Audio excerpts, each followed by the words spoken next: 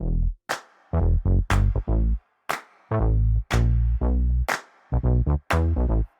I mean, we were born confident, when we came out, we didn't have all of these beliefs about ourselves, or oh, we're not good enough. And, getting up and trying to walk 50 or 60 times before we could actually stand. We didn't sort of punch ourselves in the face after trying 10 times. Say, oh, forget it, you're never going to walk. Forget it, you're not good enough. We just kept going.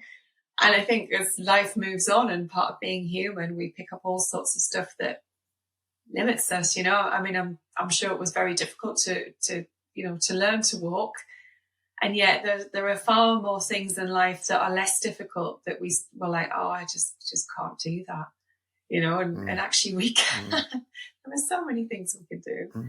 And just touching on the fight or flight, this is something that often happens in high stakes situations, where either job interviews or in the cabin, where we're trying to make a really good impression because we want the job and all of the things that will mean for us in general. So when we're in high stakes situations, the fight or flight will happen quite quickly. And this is where we completely disconnect from ourselves. We go all into our heads and think, what do I need to do? Oh my God, I need to get this right. And this is or in an interview, or this is what I have to say. And is it what they want to hear? And it's almost like we're speaking this language, this incredible language, of very rich language of being ourselves. And then when we go into our heads, it's like we're running it through this filter, trying to turn it into a completely different foreign language, and then expecting it to land with the other person. And it feels like a massive disconnect. And part of what I teach is that actually, we can function in a very different way. And when we do, because that's something that I really nailed in the cabin, not so much in real life, but that is getting so much better now that everything is up leveling. But this is where the relationships in real life were struggling, like love relationships, but cabin relationships are just easy. And I'm like, look, this is what needs to happen. But it's just the same. I place those things in my personal life with high stakes, and therefore that's where I was getting stuck. This stuff, not so much. So it's about when we make something really matter, and we place a massive amount of pressure on ourselves, and not realizing that we actually are, when we're really tuned into our full selves and we operate from that place, and it's magical what can happen. And I also find it interesting that I can see, people saying, oh, I need to learn body language for the cabin. No, we don't, because actually when we are thinking, oh, well, I need to do this, to influence my body language, or I should do this because when we are really connected to ourselves, our body language automatically is so right. Everything flows from that place. So it's kind of just going back to the core, which we're just not used to doing. We're used to thinking through, and it's got to be like this, and it's exhausting as well. It is exhausting. Right. And then in job interviews, even, it's exhausting for the interviewer. And I know in the cabin, it just feels like a disconnect, where we might do all of the right things of all of our fancy skills. And like one of my colleagues in the industry, although she had these beautiful butler skills, she'd invested a great deal of money in, the client just said, she just doesn't feel right. And that was after a few months. The wow factor skills got her the job. And then as time went on, just within a few months, the client said she just doesn't feel right. And I thought, what does that even mean? And why do I feel right? And it was, as I say, this whole journey has just helped me to really understand that, to teach that. But it's just because I don't see it as a high stakes situation. I actually really enjoy being there. That gets me more into myself. And therefore, everything that comes from that, I can totally trust it. Even when it might be a brand new experience, whatever comes, it's like, oh, great.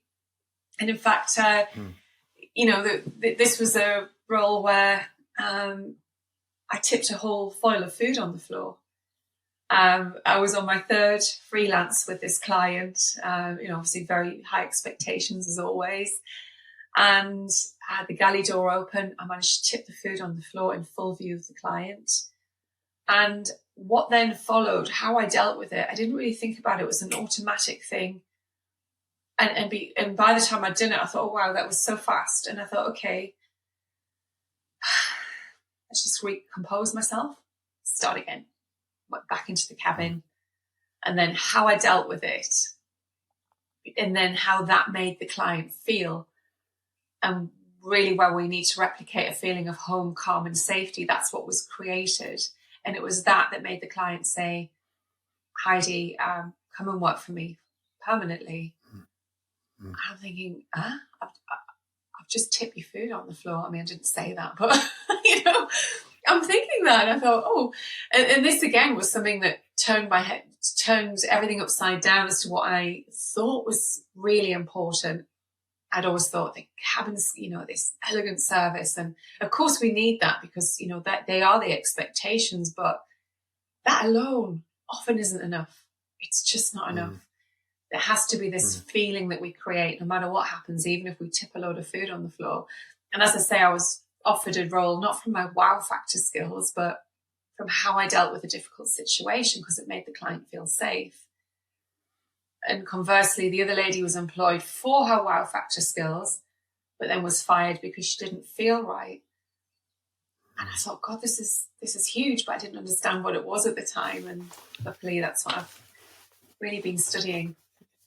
Yeah. I think you've touched on exactly what I feel, no pun intended. But at the end of the day, it goes back. We were talking about it before. I was just thinking about the law of sympathetic resonance. I'm not sure people will understand that. If you put two violins next to each other and you pluck one of the strings, the other string will ring as well. So it's that usual stuff as when you go into a party, your energy is negative. Well, it's going to create negative energy around, isn't it? So we say, well, what's wrong with you? What's wrong with you? And then it puts us in a bad mood. So it's, the emotionally healthy individual, which you're very much geared towards and very much I'm geared towards, is how do I free myself up from the anxiety, the uncertainties, the fears, the doubts, the emotional exposure in order to give myself the capacity to enjoy life, to feel calm, safe, relaxed, harmonious, contented, fulfilled, etc., etc. And that will automatically pass on to other people around. And there may be some who are so full of resentment, so full of bitterness or damage from past that they can't cope with that. They're resentful, perhaps the fact that we feel more confident. I found that the more I get confident, the more I trigger other people because they've piled on the layers on top of that confidence, as you talked about the starts of the young age. This armor. Brené Brown talks about it, about the armor, being armored.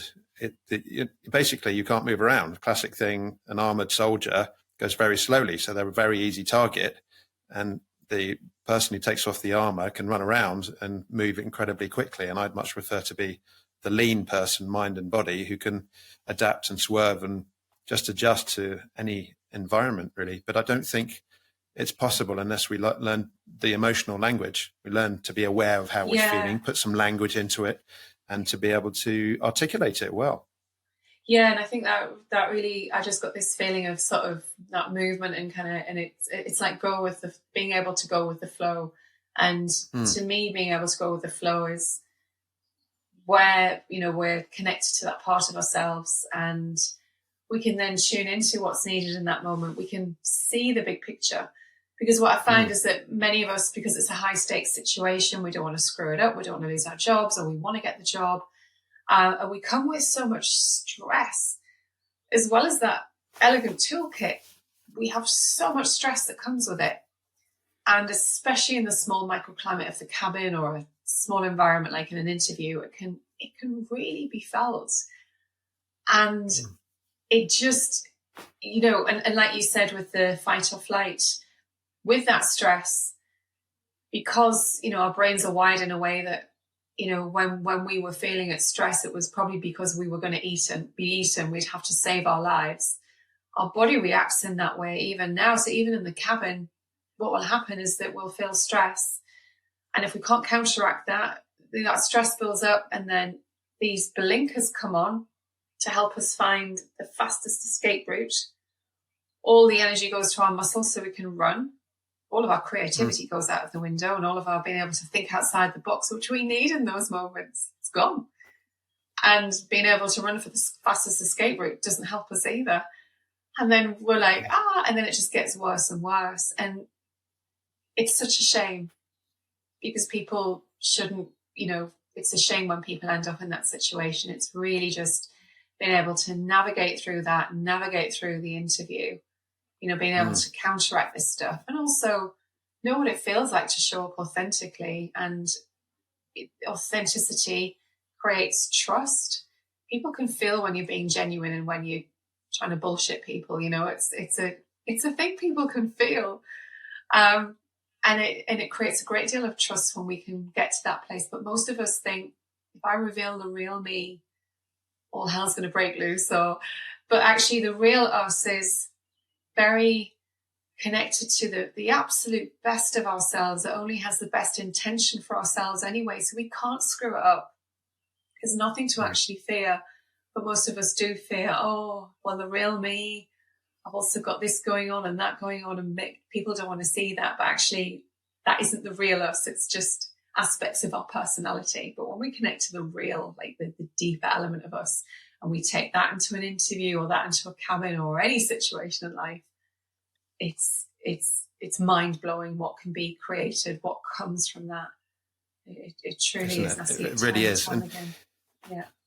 Yeah, it really is. I think, again, it comes back to the honesty. Are we really being honest with ourselves? And I've always thought myself as a very honest person, but I know I'm not, because my subjective personality, or the identity that's been piled on top of each other, it's hiding my real honesty there. I'm trying to create something. I'm trying to come across in a certain way to other people so that I don't get rejected. But is that really we talk about the authentic self or whatever, but it's actually just intrinsically honest.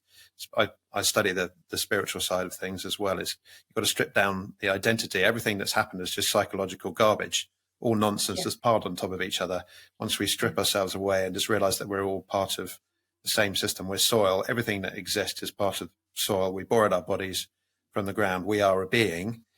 And it's nothing to do with whether we're girls, boys, black, white, foreigners, locals or whatever. None of it matters. At the end of the day, how do we free ourselves up from the restrictions of identity, which we don't understand? And what are we trying to do? It's setting that goal ahead, isn't it? I want to have for me personally, I want to have the biggest impact I can on the planet in the short period of time, to be able to just support other people to find the very best in themselves, because I feel that it's disgraceful. The lack of human potential, the waste of human capacity is just absolutely disgraceful in my mind. And that means I have to go out there and do some bloody hard work to unravel what's holding me back, to become, the very best Ben that there is, or being that there is, so that I can then encourage other people to do that. And we have to be resilient, of course, which is something that the old, what was it described as grit or character in the old days. But, resilience is really important. Is when you drop that tray of stuff, when you bang the aeroplane down,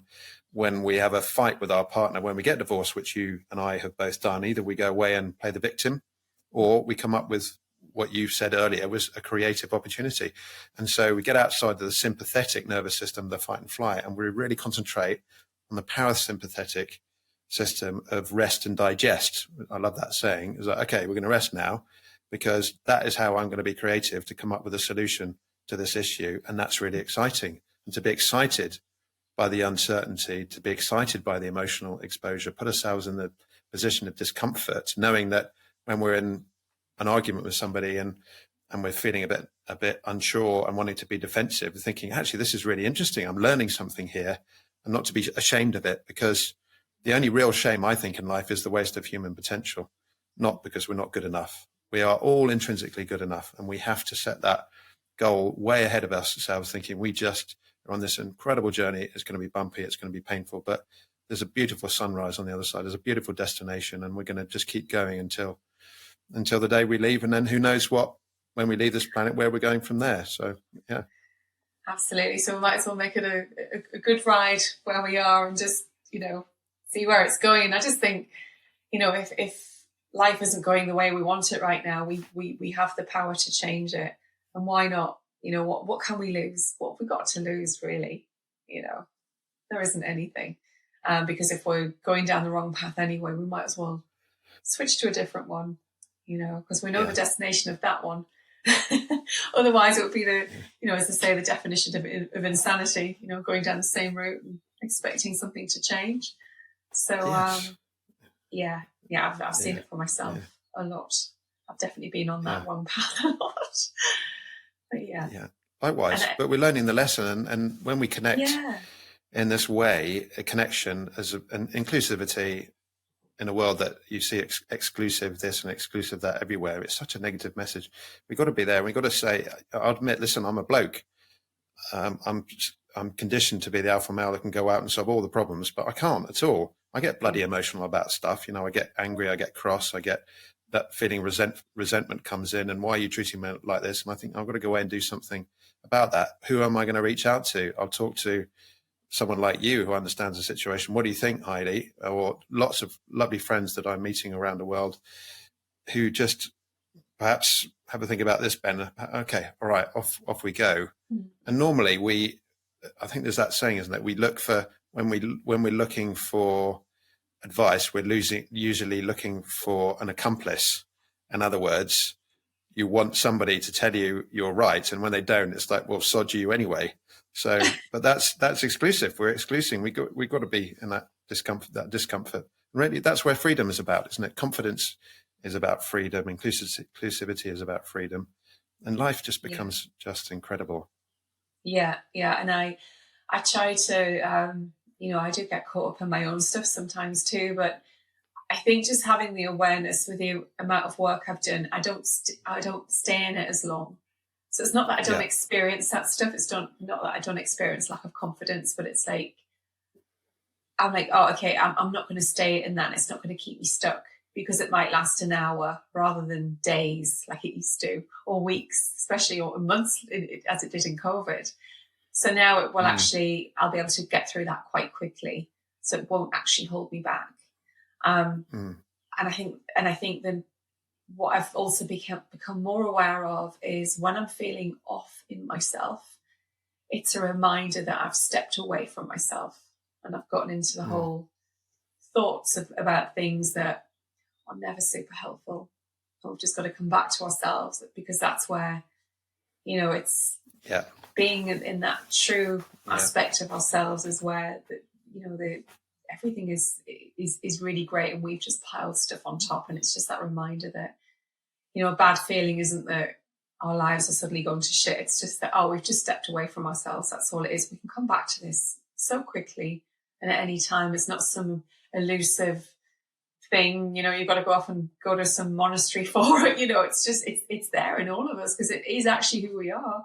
You know, we were born this way. And I think life is just peeling off those layers to get back to it, really. Yeah. And we can come back to that place quite quickly. It's not some elusive thing that, well, you know, you've got to go off to some monastery and study this, or remove yourself from society. That's the biggest part. Life happens around us as human beings. You know, we've got all sorts of challenges, and, you know, and I remember back in the day, I used to be, you know, it'd be so easy to be so relaxed if I didn't live in London. But actually, that's part of the challenge. If you can do it here, you can do it anywhere. And that's part of the, you know, if we make things super easy for ourselves, it doesn't help us to grow. So if we can get through those challenges, whatever they are, that's what actually helps us to grow. And even when I'm working with people and they say, if I do a couple of sessions, will I be confident? And I'll say, well, you'll have the tools to tap into confidence, but this is a practice ongoing. Confidence is a muscle. And it's a bit like reading a confidence book and expecting to feel confident. It's not going to do that. You will have the knowledge of confidence, but you won't actually be or feel confident. You just have the knowledge. The getting to that place is putting it into practice, especially where it feels like a challenge, because it's like lifting heavy weights is a challenge, but that's what changes the muscle. So where we're putting those techniques into practice, especially in times where it feels like a challenge, that confidence muscle really grows.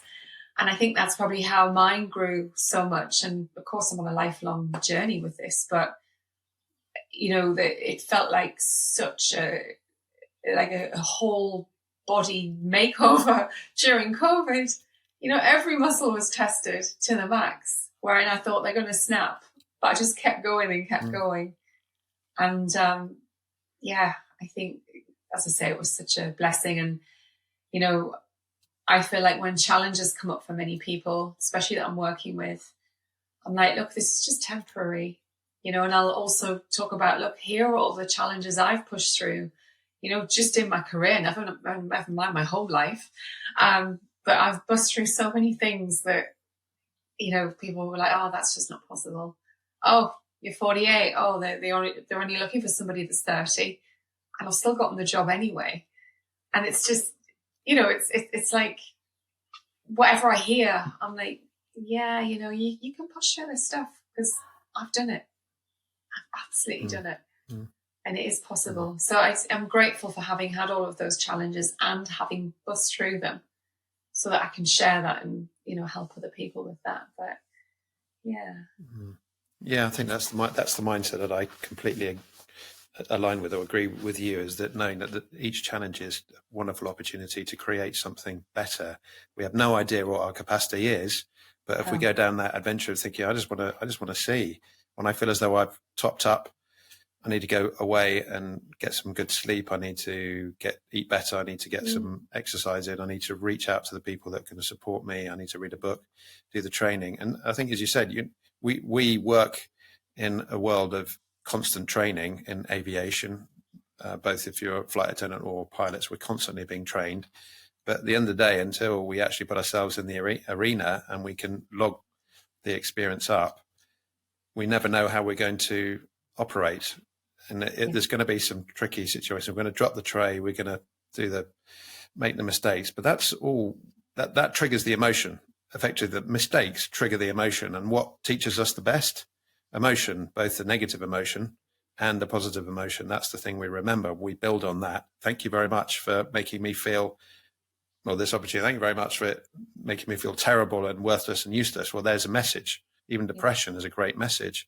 There's something, the signal message to clear. This is the whole thing about emotional intelligence, is it's now time to go away and address that, really. I mean, you just come across as somebody who is constantly looking for the amazing experiences in life and never resting when, even in the good times, and you can't, we got to keep going because life is incredible. I mean, and you're very humble, as I said at the beginning. And I think that's a really important message. You seem to have achieved an awful lot on TV, but you're also such a humble and grateful individual.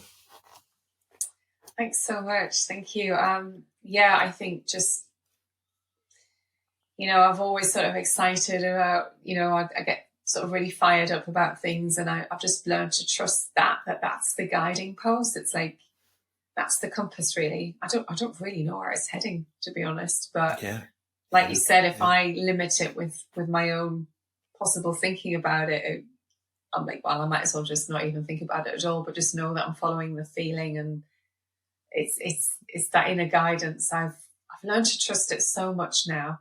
There've been so many times in my life when I haven't followed it, and I've really kicked myself. But it's been a very loud kind of voice and a very loud, very clear signpost to follow it, and I just haven't, because my mind has taken over and said, "Oh, that's a load of rubbish, and don't be silly," and that innate inner wisdom and intelligence is very alive in each and every one of us. And again, the more we come back to ourselves, the more we will tune into that, and the more we trust it, it builds the confidence in trusting ourselves, which massively builds our confidence, and we feel so much more fulfilled that actually we don't have to give all our power to everybody externally. We really can trust ourselves, and that feels so bloody good, It feels really good. And I mean, I think the first time when it was something bad that was going to happen, when I was 9, I had no concept of any of this stuff. I barely remembered my own name half the time, But I remember being at the beach with my sister, And I was a bit of a horrible older sister, to be honest.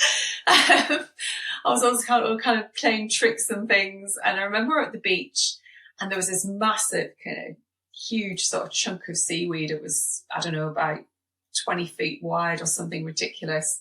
But it was all sort of brown and, you know, tendrily, and didn't look nice. And I thought, oh, wouldn't it be funny to pick up my sister and throw her into it? It was horrible, right? And I went, and something stopped me. It was like, no. And it was almost like something was pushing me back. And I had no concept of what that could possibly be, but there was something in me that was like, and I thought, no, I'm not going to do that. And I'll never forget it to this day. And then the next day in the newspaper, because it was before days of internet, they reported this huge Portuguese man of war, deadly jellyfish, which was what I'd seen, that I was going to throw my sister on. But something stopped me, because I genuinely thought it was seaweed. It looked like seaweed. Where does that come from? And then again, later in life, when I was buying my first property, I was buying a property in Dubai, and I was really caught up in desperation. I was like, I'm desperate to buy something. As soon as I got a mortgage, ran out the door and like put a check down on, a property. And it was just constant desperation down. I need to buy. And I remember by the time I got to the estate agent's office, I was about to sign for the property.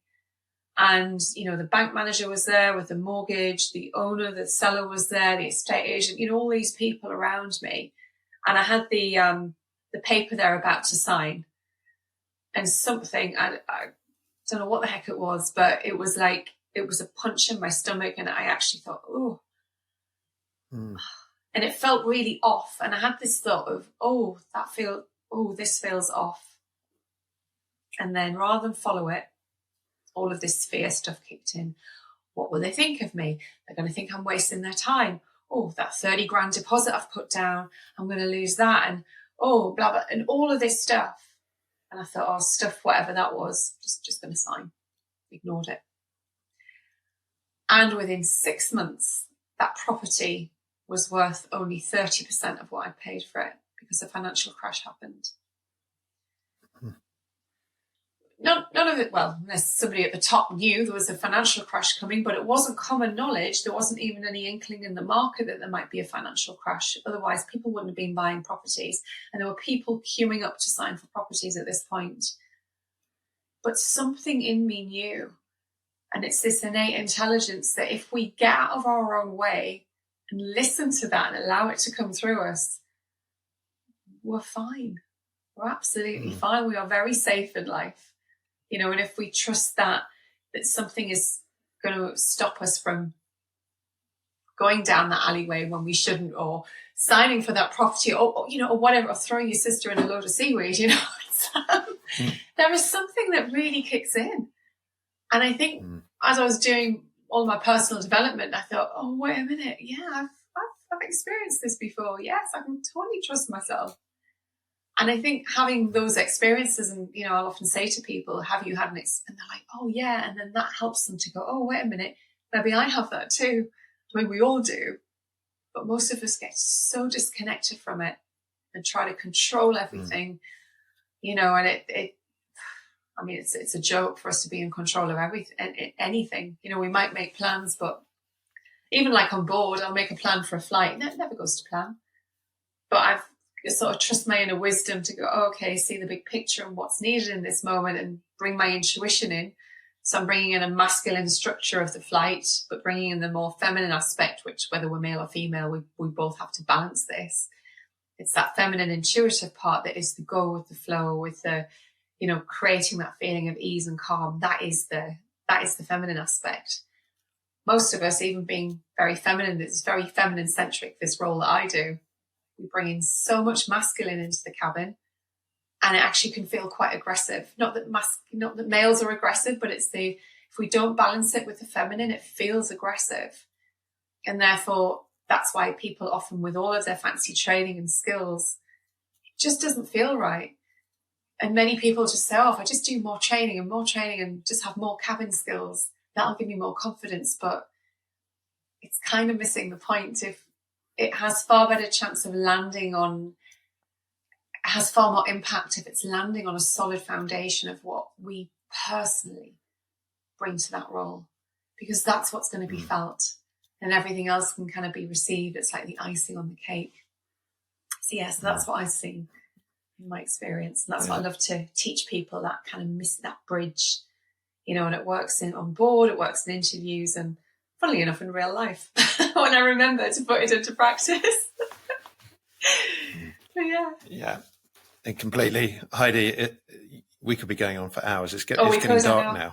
Yes. I know, it's ridiculous, but this is such an we're gonna have to reschedule for the next one, because you've just touched on another really, really interesting subject area, which I absolutely love, and that's the feminine and the masculine, the lunar, the solar, the yin and the yang, which we all have inside of us, and if we can develop either sides, it's brilliant, isn't it? They complement each other. There's none of this toxic masculinity and patriarchy versus the victim female side. We are working intrinsically. So we're going to come back and we're going to do this. We're going to do another one of these, okay? Because I think this is going to be really valuable. But I think we got to wind it up. So much stuff. I'm buzzing now. So much stuff. Freedom, inclusivity, of trusting ourselves, innate intelligence, intuition, all sorts of stuff, and just trusting the process. Absolutely brilliant. Wonderful mindset, creative mindset of thinking whatever happens, it's good enough. It's good enough. So thank you very much. And we just need to know where we can find you, where the listeners and the viewers can find you, because you have the ability to help so many people, and I probably want to find you. Where are you?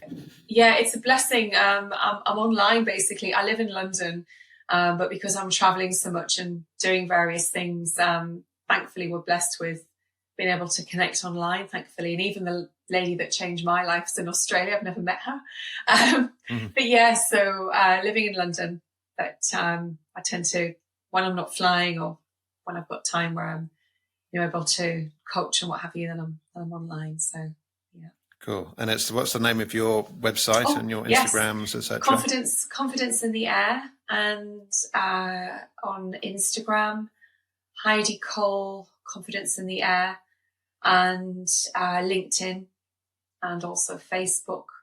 But I'd say LinkedIn, Instagram are probably where I'm most active, really. So brilliant, great. Well, okay, so we haven't actually met face to face yet, but no, it feels like we have, though, right? Yeah, it does, doesn't it? Because we're connected in that really positive way, and we're building this wonderful tribe together. I think that's one of the things I picked up on your website when I was doing a bit of research, is that the testimonials, there were so many good testimonials there about the fact that we're connecting to these incredible people. And it's just so important in this world of exclusivity now. Anyway, time to wind it up. It's the weekend. You've got to go and have a good time. I've got to go and have a good time with my kids and my friends and stuff. So thank you, Heidi. And it's a pleasure. Definitely see you soon. Thanks. Take care. So that's the wonderful Heidi Cole. Brilliant conversation, as every conversation I've had so far. I just really appreciate the openness and honesty of people like Heidi. I think it's a great message for all of us, isn't it? That we need to face up to the struggles, talk about our feelings, try and express them, find ways forward, because life is incredibly exciting and there is so much for us to achieve. We need to find ways to open ourselves up and find the very best of ourselves. It's wonderful, wonderful. So I'd love to hear your comments, as always. Please leave them below. Any reviews that you have would be seriously valued, and I really appreciate it. And until the next episode, I wish you all the very best. And please remember to keep it in the greens.